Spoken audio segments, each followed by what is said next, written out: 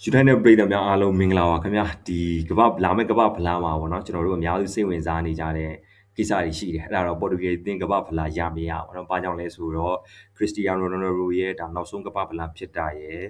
်ပြီးတော့ပေါ်တူဂီကွင်းလယ်အတွဲပေါ့နော်ဒါဗီတင်ညာရဲ့ဂျောင်နီဗက်ရဲ့ပြီးတော့ကျွန်တော်တို့ရဲ့ကပ်ပရန်ကြီးဘရူနိုဖာနန်တက်ရဲ့ပေါ့နော်ဒီ၃ယောက်ရဲ့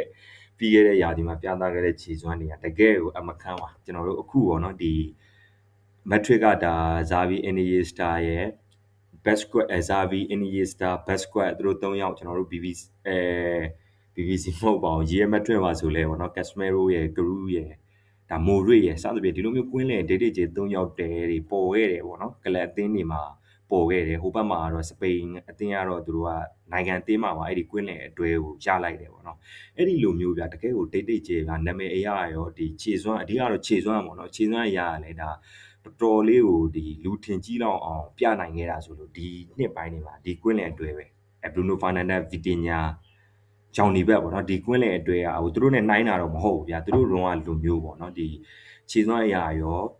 ာစိတ်လှုပ်ရှားမှုပေးနိုင်စွမ်းအရာရောပြီးတော့ဒီဘယ်လိုပြောရမလဲစက်တည်ရှိတယ်ပေါ့ဗျာကစားတာပါညာတွေရတယ်အဲ့လိုအရာသားတွေပါပေးလာနိုင်တဲ့အတွက်ဒါလူတော်တော်အကျိုးများနေတယ်ဆိုတော့ဒီအကြောင်းအရာနှစ်ခုကိုဥတည်ပြီးတော့ပေါ်တူဂီအသင်းကိုတော်တော်များများစိတ်ဝင်စားနေကြတယ်ကမ္ဘာဖလားကိုစုကူးသွားနိုင်မလားဆိုတဲ့ပေါ့နော်ပြောဆိုမှုတွေကလည်းဒါတော်တော်လေးကျေပြန့်သွားထွက်ပေါ်နေတယ်ပေါ့ဒီအချိန်တွေကြားထဲမှာပြည်သက်တွေကြားမှာထပ်ပြီးပြောရရှိနေတာဒါခရစ္စတီယာနိုရိုနယ်ဒိုပေါ်တူဂီကပွဲထွက်ခွင့်ပေးမှာလားပေါ့နော်ရိုနယ်ဒိုကပွဲချိန်ပြေကစားရင်တချို့ကလည်းဖလားမရနိုင်ဘူးဆိုတာပြောကြတယ်ဗျအဲ့လိုမျိုးတွေလည်းရှိနေတော့ကျွန်တော်ကလည်းကျွန်တော်အမြင်လေးကိုဒါရိုနယ်ဒိုရဲ့ပြည်သက်တယောက် United ရဲ့ပြည်သက်တယောက်အနေနဲ့ကျွန်တော်ပြောပြပေးချင်ပါတယ်ဗျပုံမှန်ဆိုရင်တော့ကမ္ဘာဖလားမှာကျွန်တော်တို့ထုံးစံတိုင်းအင်္ဂလန်ပဲအားပေးရတာပေါ့နော်ဒီနှစ်မှာတော့ကျွန်တော်ပေါ်တူဂီအသင်းကိုပြောင်းပြီးရောအားပေးမှာဖြစ်ပါတယ်ဒါပေမဲ့ပွဲတွေကတော့အကုန်ကြည့်မှာပါဘသူပွဲတွေပါတယ်မရှိဘူးပေါ့နော်ကိုယ့်ရဲ့အားလက်ချိန်တွေလည်းတိုက်တယ်ကမ္ဘာဖလားပွဲကောင်းတွေလည်းဖြစ်တယ်ဆိုရင်အကုန်ကြည့်သွားမယ်ပေါ့နော်ပြီးတော့အသင်းကြီးတွေအားလုံးရဲ့ပေါ့ဗျာနိုင်ငံအသင်းကြီးတွေအားလုံးရဲ့ပွဲတွေကလည်းဒါကြည့်နိုင်အောင်ကျွန်တော်တို့ကတော့ကြိုးစားသွားပါအောင်ဒါပေမဲ့ပေါ်တူဂီကိုတော့ပို့ပြီးတော့အလေးပေးကြည့်ပြမယ်ဘာကြောင့်လဲဆိုတော့ရိုနယ်ဒိုရဲ့ဒါနောက်ဆုံး show ဗျာပြီးအာဂျင်တီးနားလည်းကျွန်တော်တို့ကြည့်ရမှာပေါ့မက်ဆီရဲ့ဒါကမ္ဘာဖလားနောက်ဆုံး show ဒီကစားသမားကြီးနှစ်ယောက်လုံးကိုကျွန်တော်တို့ဟိုလိုက်ဓာတ်ရိုက်ပေါ့ဗျာဓာတ်ရိုက်လိုက်ကြည့်ရတာဒါကမ္ဘာဖလားမှာနောက်ဆုံးပြိုင်ပွဲအနေဖြစ်သွားနိုင်တယ်ဆိုတော့ဒါကျွန်တော်တို့မဖြစ်မနေဘောလုံးပရိသတ်တွေစောင့်ကြည့်ကြရမယ့်အရာတွေပေါ့နော်ပေါ်တူဂီရဲ့ဗျာဒီတိုက်စစ်ရွေးချယ်မှုကိုနည်းငယ်ပြန်သွားကြည့်အောင်ရိုနယ်ဒိုပွဲထွက်ခွင့်ရတဲ့မရတဲ့ဆိုပေါ့နော်ပေါ်တူဂီရဲ့တိုက်စစ်အစုဖွဲ့မှာတော့ဒီအထောင်တိုက်စစ်မှုအနေနဲ့ဆိုရင်တော့3ယောက်လောက်တွေ့ရတယ်ဗျအဲ့ဒါတော့ခရစ္စတီယာနိုရိုနယ်ဒိုရဲ့ပြီးတော့ကွန်ဂျာလို PSG ကကွန်ဂျာလိုရာမိုရဲ့ YSUC တက်ကဒါဂွီတက်ရဲ့ပေါ့နော်သူတို့3ယောက်ရှိမယ်ပြီးရင်အဲ့လိုမျိုးတိုက်စစ်လဲဆော့တယ် AML လဲရတယ်တခါလေတောင်ပန်တွေပါထွက်ဆော့တယ်ဆိုရဲဒါဂျောင်ဖီလစ်ရှိရဗျအင်နာဆာရဲ့ဒါအကောင်းဆုံးကစားသမားစုရထားတယ်ဂျောင်ဖီလစ်ရှိမယ်ပြီးရင်တော့ကျန်တဲ့4ယောက်ကတောင်ပန်ကစားသမားကြီးများတယ်ဗျဒီ AC Milan ရာဖီယယ်လီရော Chelsea ကပရူနီတိုပြီးရင်ဂျူဗင်တက်ကကွစီကာအိုရှိမယ်ပြီးရင်စပိုတင်ကဒါထရင်ကာအိုရှိမယ်ပေါ့နော်အဲဒီကစားသမားတွေရှိကြတယ်ဗျဒီအားလုံးထဲမှာကျွန်တော်တို့ခြုံကြည့်လိုက်မယ်ဆိုရင်တွင်းကိုပေါ့နော်ကျွန်တော်တို့10ကိုချော့အောင်အဲ့လိုမျိုးတွင်းထားတဲ့ကစားသမားဆိုလို့စပိုတင်ကထရင်ကာအိုရယ်ပြီးတော့အန်နိုင်ဆာကဂျောင်ဖီလစ်နဲ့ကျွန်တော်တို့ခရစ္စတီယာနိုရိုနယ်ဒိုပဲရှိရပေါ့ဒီကစားသမားတွေထဲမှာဂိုးသွင်းများဆုံးကတော့ဒါခရစ္စတီယာနိုရိုနယ်ဒိုဖြစ်တယ်ဂိုးဖန်တီမှုအများဆုံးကတော့ဒါဂျောင်ဖီလစ်ဖြစ်တယ်ပေါ့နော်ဒီထရင်ကာအိုကလည်းကောင်းနေဗျထရင်ကာအိုကလည်းဒီ Sporting Lisbon မှာ goal fan တီးမှုလည်းဒီ18ကြိမ်လောက်ကြီးရထားတယ်ပေါ့နော်ဒါပေမဲ့ကျန်တဲ့ကစားသမားတွေပေါ့နော်ဒီတိုက်စစ်မှုနှစ်ယောက်ရောတောင်ပန်ကစားသမားတွေရောရဲ့ဒီgoal သွင်း goal fan တီးမှုအရင်အားရစရာမရှိဘူးဗျာပုံမှန်ပါပဲဥပမာ Rafael Leo ဆိုရင်တော့မစိုးပြောလို့ရတယ်ကိုစီကာအိုတို့ဒီကွန်ဂျာလိုရာမိုတို့ပေါ့နော်ဒီကစားသမားနှစ်ယောက်ဆိုရင်တိတ်ပြီးတော့တွင်ကိုရောဖန်တီမှုရောအများကြီးမပြုတ်လို့နိုင်ဘူးကိုစီကာအိုကတော့ထားပါဗျာတောင်ပန်ကစားသမားတွေပါဆိုတော့တော့ကွန်ဂျာလိုရာမိုပေါ့ PSG မှာဆိုရင်လည်းသူလီဂူးပွဲတွေတော်တော်များများကိုပွဲကစားဝင်ရခဲ့တယ်ဒါပေမဲ့သူ့ရဲ့တွင်ကိုရေတွက်ကတော့ဒါတော်တော်လေးနှဲပါတာတွေ့ရတယ်ဗျပြီးတော့ဒီ consistent မဖြစ်တာပေါ့ဗျာ PSG အသင်းမှာတော့မှ first line နဲ့မရတဲ့ကစားသမားတယောက်ဖြစ်သွားတယ်ပေါ့နော်ဆိုတော့ဒီကစားသမားကိုပွဲထွက်ခွင့်မပေးဘူးဆိုတာလည်းတော်တော်လေးတော့စဉ်းစားရမယ်ဗျဆိုတော့ပေါ့နော်ဒီရိုနယ်ဒိုနဲ့ရှင်ပြီးတော့ဗျာကျွန်တော်တို့အသက်အရွယ်တွေလည်းမကြည့်နဲ့ဂန်နဝင်ဆိုတာတွေဘာတွေလည်းမကြည့်နဲ့လက်ရှိခြေစွမ်းကိုပဲကြည့်ပြီးတော့ first line နဲ့ဘယ်သူပေးမလဲလို့စဉ်းစားရအောင်ကဒီရာမိုရဲ့ဂွီတဲ့ရဲ့ရိုနယ်ဒိုရဲ့ဆိုရင်ဒါရိုနယ်ဒိုကရွေးတင်ဆုံးပဲအချက်လက်အရာပဲကြည့်ကြည့် logic အရာပဲကြည့်ကြည့်နောက်တစ်ခုကတော့ပေါ့နော်ဒီအဆုံးဖြတ်ပေးနိုင်စွမ်းပြီးတော့သူ့စီကနေသူထွက်မသွားမချင်းဗျာဂိုးရနိုင်တယ်ဆိုတဲ့မျှော်လင့်ချက်မျိုးပေးနိုင်တာရိုနယ်ဒိုတယောက်ပဲရှိတယ် ဒါကျွန်တော်တို့ရှေ့ကသူ့ခြေသွားတွေပါမေ့ထားလိုက်ဗျာလောလောဆယ်အနေထားခြေသွားကိုပဲရှင်းကြည့်ရင်တော့မှရိုနယ်ဒိုကပွဲထွက်ခွင့်နဲ့ပိုးပြီးထိုင်းတန်နေဆိုတဲ့အကြောင်းကိုသူတက်တည်ပြထားတယ်ပေါ့နော်တကယ်လို့ရိုနယ်ဒိုကိုအရန်ကုန်ထားမယ်ဆိုပါဒါဆိုရင်လည်း3နေရာဂျောင်းဖီလစ်တယောက်ပဲရှိပဲဗျဂျောင်းဖီလစ်မှာမသုံးရင်ကျွန်တော်တို့ကွင်းလေရလူတွေတွားထိရမယ်ဗျဥပမာဆိုကွင်းလေရBruno Fernandes တို့မဟုတ်ဘာနာရိုဆေးဘာကိုထိမှရမယ်ဒီစားသမားတွေကို 4-9 ပုံစံမျိုးတိုက်စစ်တွေတင်နေမတင်ရင်တော့ဗျာဒီ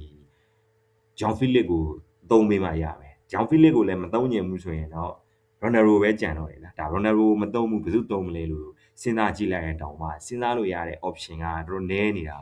ာတွေ့ရတာပေါ့နော်ဆိုတော့ဒီပေါ်တူဂီနီးပြကလည်းမာတီနက်ပေါ့နော်မာတီနက်ကိုတွားကြည့်ရင်လေဒီဘက်မလုံးမရှုပ်မဖြုတ်ပုံစံမျိုးကျွန်တော်တွေ့ရတယ်ပေါ့နော်ဒီအုပ်စုတွေပါမှာဆိုချိန်သွမ်းတော်တော်ကောင်းတယ်ဘယ်ဂျီမှာတော့လည်းကောင်းတာပဲဒါပေမဲ့တကယ်ပြိုင်ပွဲကြီးတွေမှာတော့ကောင်းကောင်းမစွမ်းဆောင်နိုင်ဘူးဗျာကျွန်တော်ထင်တော့ဒီ2018မှာတတိယလားရတတိယမကွာတာပဲနဲ့တူရပဲဟိုတတိယရရနဲ့တူတယ်2018ကပေါ့နော်ဂျပန်ကိုနိုင်တယ်ဗျာကျွန်တော်လည်းတခြားမမိတော့ဘူးเนาะဂျပန်ကိုတော့နိုင်တယ်သူတို့ဘရာဇီးကိုလာရှုံးတာနဲ့တူတယ်ထားတော့ဗျာအဲ့လိုမျိုးဆိုတော့ပေါ့နော်ဒီဘရာဇီးနဲ့မဟုတ်ပြန်ဘူးထားပါတော့မမိဘူး2018မှာကကျွန်တော်ခရိုအေးရှားနဲ့ပြင်သစ်ပိုလူပဲတက်တာဆိုတော့ပေါ့နော်ကျွန်တော်တင်တော့ပြင်သစ်ဘယ်ဂျီယံဒီဘက်မှာခရိုအေးရှားအင်္ဂလန်အဲ့လိုတွေ့ရသေးတယ်အင်္ဂလန်နဲ့ဘယ်ဂျီယံတတိယလူပွဲမှာဘယ်ဂျီယံနိုင်သွားတယ်ထားပါတော့ဗျာအဲ့ဒါမာဒီနက်ရဲ့ဒါအောင်မြင်ဆုံးပဲအဲ့ဒီနှစ်ကအောင်မြင်ဆုံးလို့ပြောလို့ရတယ်ဆိုတော့ပေါ့နော်ဒီနီးပြအနေနဲ့စဉ်းစားကြည့်မယ်ဆိုရင်လည်းဒါနာမည်ကြီးကစားသမားတွေကိုထိဖို့စိတ်ကူးမရှိဘူးလို့ကျွန်တော်အဲ့တော့မြင်မိတယ်ပေါ့နော်ဘာလို့လဲဆိုတော့ဗျာဒီရိုနယ်ဒိုလိုကစားသမားတယောက်ကိုအရန်ကုန်ထိုင်ခိုင်းလိုက်ရင်တေချာတာရလက်ကောင်းမှရမယ်ရလက်ကောင်းရင်တော့ AC ပဲဗျာ PR အကုန်လုံးရိုနယ်ဒိုကယူရလိမ့်မယ်ရလက်မကောင်းဘူးဆိုရင်တော့ဒီ PR တွေအကုန်လုံးနီးပြယူရမှာဆိုတော့ရိုနယ်ဒိုကျွန်တော်ကတော့ပွဲထွက်ခွင့်ပေးမယ်လို့ပဲထင်တယ်ပေါ့နော်တကယ်လို့ရိုနယ်ဒိုနေရာမှာလည်းမဟုတ်ဘူးကျွန်တော်တို့ဒီကွင်းလဲမှာဆိုရင်လည်းဗျာဒါပီတင်ညာရဲ့ဂျောင်နီဘက်ရဲ့ဘရူနိုဖာနန်တိုက်ရဲ့ဘာနာရိုဆေးဘာရဲ့၄ယောက်တော့ရှိရပေါ့နော်၃ယောက်ပဲသုံးအောင်ပါ3ယောက်ပဲသုံးအောင်ပါတကယ်လို့4ယောက်လုံးသုံးချင်ရင်သူတောင်ပန်း1ယောက်ထုတ်ရမှာဗျာတောင်ပန်း1ယောက်ထုတ်ပြီးတော့ဥမာဘာနာရိုဆေးဘာကိုတောင်ပန်းတစ်ဖက်ပို့လိုက်တာလုပ်လို့ရတယ်ဒါမှမဟုတ်ရင်လည်းဂျောင်နီဘက်ကြီးကိုထုံးစံတိုင်း rival သွားဆော့ခိုင်းတာမျိုးလုပ်လို့ရတယ်ပေါ့နော်ဆိုတော့ကျွန်တော်ထင်တော့အဲ့လိုလေလုံးမယ်မထင်ဘူးဗျာဆိုတော့ပေါ့နော်ကွာနီးဘက်မှာတင်နေဘယ်လိုသုံးမလဲတော့မသိဘူးဖြစ်နိုင်ခြေအရှိဆုံးကတော့ပေါ့နော်ကျွန်တော်တို့လောလောဆယ်ဥတီပြောနေတယ်ရိုနယ်ဒိုပွဲထွက်ခွင့်ရမရဆိုတဲ့နေရာမှာကျွန်တော်ပွဲထွက်ခွင့်ပေးတင်တယ်ရလဲရမယ်ဆိုတဲ့ဘက်ကနေရှိတယ်ပေါ့နော်ဘာလို့လဲဆိုတော့ပွဲထွက်ခွင့်ပေးတင်တယ်ဆိုတာကတော့ဗျာဒီလိုမျိုးဒီနှစ်မှာတွင်ကိုများသောကစားသမားတယောက်အဆုံးဖြတ်လဲပေးနိုင်သွင်းရှိတယ်ပြီးတော့ကမ္ဘာအကောင်းဆုံးဗျာလက်ရှိချိန်ထိလေဒါဂိုစင်ရင်မှာသူနဲ့မက်ဆီဟာကိုစင်းရင်းတွေကနေပြီးဘောလုံးကစားနေတာလေသူတို့နှစ်ယောက်ပဲရှိတယ်အသက်ကြီးတဲ့ဆိုအောင်တော့အတော်တန်ယုံဒါချက်ဘယ်လိုပြောလဲဖိတ်လန့်နေတဲ့လိမ့်မဲ့ကစားသမားပါညာတွေတဲ့ကောင်းတော့မယ်သူတို့ကပေါ့နော်ပြီးတော့သူတို့ကနှစ်ပေါင်းအများကြီးဗျာဒီခြေစွမ်းကိုထိမ့်သိမ့်ထားလာတဲ့ကစားသမားတွေကမ္ဘာဖလားလည်းအတွေ့အကြုံရင်းနေတာဖြစ်တယ်ဆိုတော့ပေါ့နော်နောက်တစ်ခုကရိုနယ်ဒိုကရှေ့မှာရှိနေတယ်ဆိုပေမဲ့ပေါ့နော်သူ့နောက်မှာထောက်ထားပေးမယ်ကစားသမားတွေပေါ့နော်ဥပမာဘရူနိုဖာနန်ဒက်ရှိမယ်ဗီတင်ညာရှိမယ်ဂျောင်နီဘက်ရှိမယ်ဗျာဒီမှာအဓိကစကားပြောသွားမှာဗီတင်ညာနဲ့ဂျောင်နီဘက်ဗျာဒီကစားသမားနှစ်ယောက်ကကွင်းတယ်ကိုကောင်းလွှမ်းမိုးထားတယ်ဗျာဂျောင်နီဘက်ကဒီဖြတ်အားတွေတက်ကလင်းတွေတက်ကယ်လောက်လာတွေကစားအားတွေတော်တော်ကောင်းနေဗျာဗီတင်ညာကတန်ဖိုးတင်ချလောက်လာတွေဒါကစားကွက်ပုံဖော်တဲ့အပိုင်းတွေတော်တော်ကောင်းတယ်သူတို့နှစ်ယောက်ပေါင်းလိုက်တာနဲ့ဒါဘရူနိုဖာနန်ဒက်ကတိုက်စစ်ကို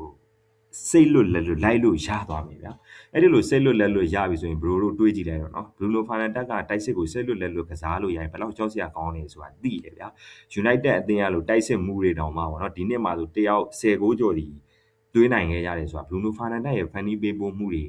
သူ့မှုဖန်တီးပေးနိုင်မှုတွေကြောင့်လည်းပါတယ်ဗျာဘာကြောင့်လဲဆိုတော့ပေါ့နော်တေချာပေါဂိုးဖြည့်ရမယ့်အလုံးတွေကြည်ပဲဖန်တီးပေးခဲ့တာဟုတ်တွင်းရတဲ့ကစားသမားအတွက်လေတွင်းရလွဲကူတယ်ဗျာသူတို့တော့10ဂိုးပါညာတော့တွင်းရင်ပေါ့နော်ကျွန်တော်တို့ခုနကစိတ်ကူးတဲ့အတိုင်းဗျာဗီတင်ညာဂျောင်ဒီဘက်ကကွင်းလင်းကောင်းလွှမ်းမိုးထားနိုင်မယ်ဘရူနိုဖာနန်ဒက်ကလွတ်လွတ်လပ်လပ်ဆော့ခွင့်ရမယ်ဒီလိုမျိုးဆိုရင်ရိုနယ်ဒိုက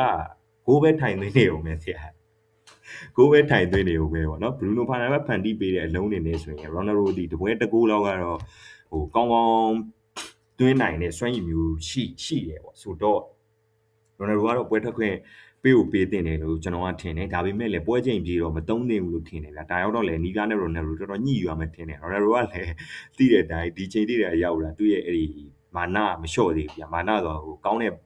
ဒီကနေပြီးတော့ကောင်းတဲ့အကျိုးဆက်တွေလည်းရှိသလိုနည်းနည်းဝေဖန်ရတဲ့အကျိုးဆက်တွေလည်းရှိတာပေါ့ဗျာသူ့ရဲ့မာမာနတွေအတ္တတွေကြောင့်ပဲဒီချိန်ကြီးဒီလိုမျိုးကစားနေနိုင်တာပြီးတော့သူ့ရဲ့ချုပ်တီးနိုင်မှုပေါ့နော်လေ့ကျင့်မယ်မပြတ်ဘူးအစားအသောက်ဂရုစိုက်စားမယ်အဲ့ချိန်ပုံမှန်အိတ်မယ်ဒီຢာတွေကိုနှစ်ပေါင်းများစွာဒါလှုပ်လာခဲ့တဲ့လူတစ်ယောက်ဗျအဲ့လိုပဲသွင်းကိုတွေအတွက်ဆိုရင်လည်းနှစ်တိုင်းပေါ့နော်ဂိုးတွေသွင်းလာတာပြီးခဲ့တဲ့နေ့တွေရက်တွေကဒီဂိုးတွေသွင်းနေတော့မယ်ဆိုတော့ဘောလုံးတစ်လုံးကသူ့ခြေထောက်နာရောက်လာရင်ဗျာဂိုးရဲ့ဘလို့ရောက်တော့ကန်ထဲလိုက်မယ်ဆိုတဲ့ဟာမျိုးသူတို့ရဲ့အလိုလိုတိမှုအရာရောဒီလေ့ကျင့်ရည်ပြေဝမှုအရာရောစွဲနေပြီဒီလိုခြေထောက်မျိုးတဲ့ဟိုဒါဘရူနိုဖာနက်တက်ရဲ့ဖန်တီးမှုတွေကဝင်လာပြီဆိုဘလို့စဉ်းစားတာကြည့်တာဒါကပေါ့နော်ဒါပေမဲ့လည်းတက်လုံပါရာရတော့ကျွန်တော်ကတော့အဲ့ဒီပွဲချိန်ပြေတော့မသုံးနေခြင်းဘူးမိနစ်90လား80လားစသဖြင့်ဗျာကျွန်တော်တို့ဒီ Real Madrid Champion League မှာ3နှစ်ဆက်တွေပါရနေတဲ့ကာလမှာ Ronaldo ဒါဇီဒန်ကပေါ့နော်အဲ့လိုပွဲချိန်တွေအနာပေးတာတချို့ရေးမကြီးတဲ့ပွဲတွေမှာနားလဲအောင်ပြောပြီးတော့နားခိုင်းတာမျိုးအဲ့လိုမျိုးနဲ့ Ronaldo ကောင်းကောင်းအသုံးပြုသွားတာမျိုးတွေ့ရတယ်ပေါ့နော်နီးပြမာတင်နက်တီလည်းRonaldo နဲ့ဒီလိုမျိုးပြောနိုင်နေဆိုရင်တော့ပေါ်တူဂီအသင်းအတွက်လည်းတော်တော်လေးအကျိုးရှိလိမ့်မယ်ထင်တယ်စိုးရိမ်နေရတဲ့ခုကတော့ဗျာRonaldo ကပွဲချိန်ပြေကိုပွဲတိုင်းကစားခြင်းပဲစိတ်လားအဲ့ဒါတော့နည်းနည်းစိုးရိမ်မှုကောင်းတယ်အဓိကတော့သူကဘလောက်ပဲဟိုတန်မာတယ်လေ့ကျင့်ခန်းတွေလောက်ထားတယ်ပဲပြောပေါ့နော်ယာတီဦးလို့မတူညီတဲ့နေရာတွေသွားကစားရမယ်ပြီးတော့သူ့တက်ရွယ်တွေရောက်လာပြီဆိုတော့ပေါ့နော်ကျွန်တော်ဖြစ်စေခြင်းတော့ဗာလဲဆိုတော့ဗျာ Ronaldo ကိုပွဲထွက်ခွင့်ရှားသေးခြင်းနဲ့ပြီးတော့သူ့ရဲ့ပွဲကစားခြင်းကိုလည်းကောင်းကောင်းလေးဒါစီမံပေးနိုင်ကောင်းမယ်အဲ့ဒီလိုမျိုးပေါ့နော်စီမံပေးတဲ့အားတွေကိုလည်း Ronaldo ကလက်ခံရတော့အကောင်းဆုံးပေါ့ဗျာဒါကတော့ကျွန်တော်တို့ဖြစ်စေခြင်းဆုံးပေါ့ဒါပေမဲ့လည်းRonaldo ပွဲတက်ခွင့်ရမရတော့ဆက်ပြီးတော့ရှောင်းကြည့်ရမှာဖြစ်ပါတယ်။ဘာကြောင့်လဲဆိုတော့အုပ်စုပွဲပထမဆုံးကန်ပြီးဆိုမှပဲ first line နဲ့ဒီလူတွေပါတယ်ဆိုတာကျွန်တော်တို့ကတရက်တည်းသတ်မှတ်ပေးလိုက်လို့တရက်တည်းဒီနောက်ပွဲတွေမှာလည်းဒီလူတွေပါနိုင်တယ်ဆိုတာဗျာဒါတော်တော်လေးခံမှန်းလို့ကောင်းသွားမယ်ပြောင်းလဲနည်းနည်းပေါ့နော်လောလောဆယ်အနေထားမှာတော့မသိသေးဘူးဒါပေမဲ့လည်းပေါ်တူဂီနေထားမှာဆိုရင်တော့ first line နဲ့ဒီ17ယောက်မှာပေါ့နော်အနည်းဆုံး9ယောက်လောက်ကတော့ဘယ်သူတွေသုံးမယ်ဆိုတာဒါပေါ်လွင်လွင်ရှိပြီးသားအသင်းပေါ့နော်ဆိုတော့ပေါ်တူဂီအသင်းအနေနဲ့ပေါ့နော်ကမ္ဘာဖလားမှာဘယ်လောက်ထိပြေးနိုင်မလဲရိုနယ်ဒိုအနေနဲ့ရောဒါပွဲထွက်ခွင့်ရသွားမလားဆိုတာလေးကိုကျွန်တော်ဒါဘောလုံးပရိသတ်တယောက်အနေနဲ့ရိုနယ်ဒိုရဲ့ပရိသတ်တယောက်အနေနဲ့ပြောပြပေးရတာဖြစ်ပါတယ်ဗျာကျေးဇူးတင်ပါတယ်